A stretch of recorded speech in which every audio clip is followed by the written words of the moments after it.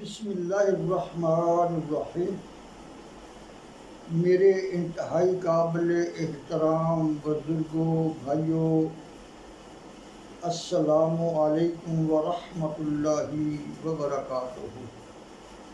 پیارے اسلامی بھائیوں، سن 60 ہجری کا پچھلا مہینہ اور حج کا زمانہ دنیا کے دور دراز حصوں سے لاکھوں مسلمان وطن چھوڑ کر، عزیزوں سے منہ موڑ کر اپنے رب جل جلالہ کے مقدس اور برگزیدہ گھر کی زیارت سے مشرف ہونے کے لیے حاضر ہوئے ہیں۔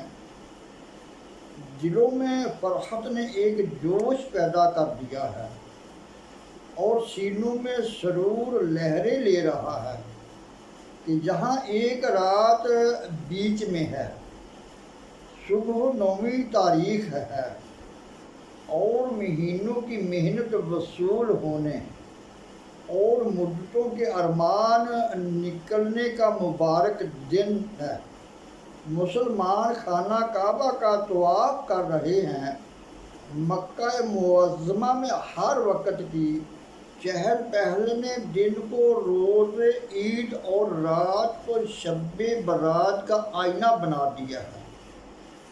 کعبۃ اللہ شریف کا دلکش بناؤ کچھ ایسی دل آویز اداؤں کا سامان اپنے ساتھ لیے ہوئے ہے کہ لاکھوں کے جھگمٹ میں سے جسے دیکھیے شوق بھری نگاہوں سے اسی کی طرف دیکھ رہا ہے۔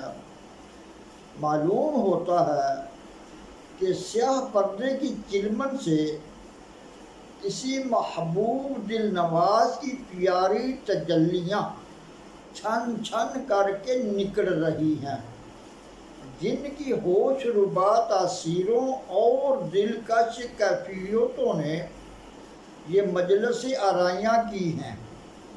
عاشقان دل دادا فرقت کی مصیبتیں، جدائی کی تکلیفیں جھیل کر جب خوش قسمتی سے اپنے پیارے معشوق کے آستانہ پر حاضری کا موقع پاتے ہیں تو ادب و شوق کی الجھن اور مسرت آمیز بے قراری کی خوش آئندہ تصویر ان کی آنکھوں کے سامنے کھینچ جاتی ہے اور وہ اپنی چمکتی ہوئی تقدیر پر طرح طرح سے ناز کرتے ہیں۔ غرض آج کا یہ دھوم دھامی جلسہ جو ایک غرض مشترک کے ساتھ اپنے محبوب کے در و دولت پر حاضر ہے، اپنی بھرپور کامیابی پر انتہا سے زیادہ مسرت ظاہر کر رہا ہے، مگر امام حسین رضی اللہ تعالی عنہ کے مقدس چہرے سے معلوم ہوتا ہے کہ کسی خاص وجہ سے اس مجمع میں شریک نہیں رہ سکتے، یا ان کے سامنے کسی نے پردہ اٹھا کر کچھ ایسا عالم دکھا دیا ہے کہ ان کی مقدس نگاہ کو اس مبارک منظر کی طرف دیکھنے اور ادھر متوجہ ہونے کی فرصت ہی نہیں، اور اگر کسی وقت حاجیوں کے جماؤ کی طرف حسرت سے دیکھتے اور حج کے فوت ہونے پر اظہار افسوس بھی کرتے ہیں تو تقدیر زبان حال سے کہہ اٹھتی ہے کہ حسین تم غمگین نہ ہو، اگر اس سال حج کرنے کا افسوس ہے تو میں نے تمہارے لیے حج اکبر کا سامان مہیا کیا ہے، اور کمر شوق پر دامن ہمت کا مبارک احرام چست باندھو۔ اگر حاجیوں کی سعی کے لیے مکہ کا ایک نالہ مقرر کیا ہے تو تمہارے لیے مکے سے کربلا تک وسیع میدان موجود ہے۔ حاجی اگر زمزم کا پانی پئیں گے تو تمہیں 3 دن پیاسا رکھ کر شربت دیدار پلایا جائے گا کہ پیو تو خوب سیر ہو کر پیو۔ حاجی بقرہ عید کی 10ویں کو مکہ میں جانوروں کی قربانیاں کریں گے تو تم محرم کی 10ویں کو کربلا کے میدان میں اپنی گود کے پالوں کو خاک و خون میں تڑپتا ہوا دیکھو گے۔ حاجیوں نے مکے کی راہ میں مال صرف کیا ہے اور تم کربلا کے میدان میں اپنی جان اور عمر بھر کی کمائی لٹا دو گے۔ حاجیوں کے لیے مکے میں تاجروں نے بازار کھولا ہے، تم فرات کے کنارے دوست کی خاطر اپنی دکانیں کھولو گے۔ جہاں تاجر مال فروخت کرتے ہیں وہاں تم جانیں بیچو گے۔ جہاں حاجی خرید و فروخت کو آتے ہیں تمہاری دکانوں پر تمہارا دوست جلوہ فرمائے گا، جو پہلے ہی ارشاد کر چکا ہے۔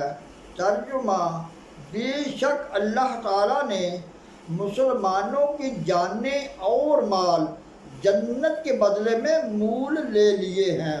پیارے اسلامی بھائیوں، غرض ان کفیت نے کچھ ایسا از خود رفتہ بنا دیا ہے کہ امام علی مقام رضی اللہ تعالیٰ عنہ نے بقرہ عید کی 8ویں تاریخ کو کوفے کا قصر فرما لیا۔ جب یہ خبر مشہور ہوئی تو عمر بن عبد الرحمن رضی اللہ تعالیٰ عنہ نے اس ارادے کا خلاف کیا اور جانے سے منع فرمایا۔ حضرت امام حسین رضی اللہ تعالیٰ عنہ نے فرمایا، جو ہونی ہے وہ ہو کر رہے گی۔ عبداللہ ابن عباس رضی اللہ تعالیٰ عنہ نے نہایت عاجزی سے روکنا چاہا اور عرض کی، کچھ دنوں تامل فرمائیے اور انتظار کیجیے، کوفی ابن زیاد کو قتل کر دیں اور دشمنوں کو نکال باہر کر دیں تو جانیے کہ نیک نیستی سے بلاتے ہیں، اور اگر وہ ان پر قابض اور دشمن موجود ہیں تو ہرگز وہ حضور کو بھلائی کی طرف نہیں بلاتے۔ میں اندیشہ کرتا ہوں کہ یہ بلانے والے ہی مقابل آئیں گے۔ فرمایا، میں استخارہ کروں گا۔ عبداللہ ابن عباس رضی اللہ تعالیٰ عنہ پھر آئے اور کہا، بھائی صبر کرنا چاہتا ہوں مگر صبر نہیں آتا، مجھے اس روانگی میں آپ کے شہید ہو جانے کا اندیشہ ہے۔ عراقی بد عہد ہیں، انہوں نے آپ کے باپ کو شہید کیا، آپ کے بھائی کا ساتھ نہ دیا۔ آپ اہل عرب کے سردار ہیں، عرب ہی میں آپ قیام رکھیے یا عراقیوں کو خط لکھیے کہ وہ ابن زیاد کو نکال دیں۔ اگر ایسا ہو جائے تو تشریف لے جائیے، اور اگر تشریف ہی لے جانا ہے تو یمن کا قصد فرمائیے کہ وہاں قلعے ہیں، گھاٹیاں ہیں اور وہ ملک ایک وسیع سرزمین رکھتا ہے۔ فرمایا، بھائی خدا کی قسم میں آپ کو نہ سے مشفق جانتا ہوں، مگر میں تو ارادہ مسلم یعنی پختہ ارادہ کر چکا ہوں۔ عرض کی تو بیویوں کو ساتھ نہ لے جائیے، اور یہ بھی منظور نہ ہوا۔ پیارے اسلامی بھائیوں، عبداللہ ابن عباس رضی اللہ تعالیٰ عنہ ہائے پیارے کہہ کر رونے لگے۔ اسی طرح عبداللہ ابن عمر رضی اللہ تعالیٰ عنہ نے بھی منع کیا، لیکن آپ نہ مانیں۔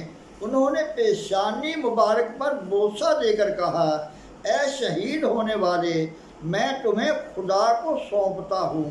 یوں ہی عبداللہ ابن زبیر رضی اللہ تعالیٰ عنہ نے روکا، انہیں بھی آپ نے فرمایا، میں نے اپنے والد صاحب سے سنا ہے کہ ایک مینڈھے کے سبب سے مکے کی بے حرمتی کی جائے گی، میں پسند نہیں کرتا کہ وہ مینڈھا میں بنوں۔ جب روانہ ہو لیے، راہ میں آپ کے چاچا زاد بھائی حضرت عبداللہ ابن جعفر رضی اللہ تعالیٰ عنہ کا خط ملا۔ لکھا تھا، ذرا ٹھہریے میں ابھی آتا ہوں۔ حضرت عبداللہ رضی اللہ تعالیٰ عنہ نے عمرو بن سعد حاکم مکہ سے امام حسین رضی اللہ تعالیٰ عنہ کے لیے ایک خط امان اور واپس بلانے کا مانگا۔ انہوں نے لکھ دیا اور اپنے بھائی یحییٰ بن سعید کو واپس لانے کے لیے ساتھ کر دیا۔ دونوں حاضر ہوئے اور سر سے پاؤں تک گئے، یعنی بے حد اصرار کیا کہ واپس تشریف لے چلیں، لیکن قبول نہ ہوا۔ فرمایا میں نے رسول اللہ صلی اللہ علیہ وسلم کو خواب میں دیکھا ہے اور مجھے ایک حکم دیا گیا ہے، اس کی تعمیل کروں گا، سر جائے خواہ رہے نہ رہے۔ پوچھا وہ خواب کیا ہے؟ فرمایا جب تک زندہ ہوں کسی سے نہ کہوں گا۔ یار اسلامی بھائیوں، جب امام حسین رضی اللہ تعالیٰ عنہ کے بھائی امام محمد حنفیہ رضی اللہ تعالیٰ عنہ کو روانگی امام کی خبر پہنچی، آپ رضی اللہ تعالیٰ عنہ تشت میں وضو فرما رہے تھے، اس قدر روئے کہ تشت آنسوں سے بھر دیا۔ امام حسین رضی اللہ تعالیٰ عنہ ابھی تھوڑی ہی دور پہنچے تھے کہ فرزدہ کے شاعر کوفے سے آتے ملے، ان کا حال پوچھا، عرض کیا اے رسول اللہ صلی اللہ علیہ وسلم کے جگر پارے، ان کے دل حضور کے ساتھ ہیں اور ان کی تلواریں بنی امیہ کے ساتھ ہیں۔ قضا آسمان سے اترتی ہے اور خدا جو چاہتا ہے وہی ہوتا ہے۔ اللہ تعالیٰ سے دعا ہے کہ درس و بیان کو سمجھنے، عمل کرنے اور دوسروں تک پہنچانے کی توفیق عطا فرمائے۔ وما علینا الا البلاغ المبین۔